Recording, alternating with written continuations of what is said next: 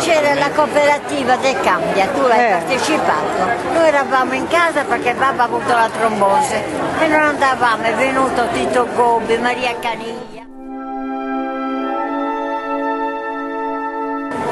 Tanti altri, ti ricordi? E poi ricordo in via Manno da Masala, ascoltavano le opere, bei tempi, ti parlo di 50 anni fa, in via Manno, tutti erano davanti a quella negozio di strumenti musicali. Sì,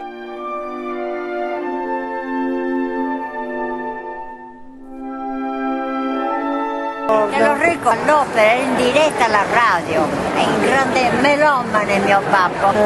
Sì. Erano bei tempi qua. Ricordo Gheorghe Solti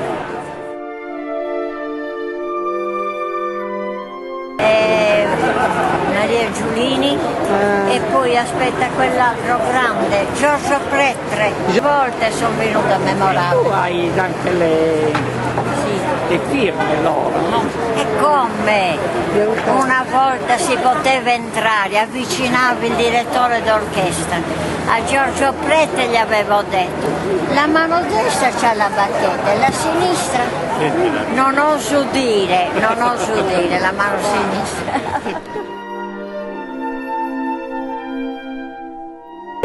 E guarda, e poi aspetta, Rostropovici, si poteva entrare.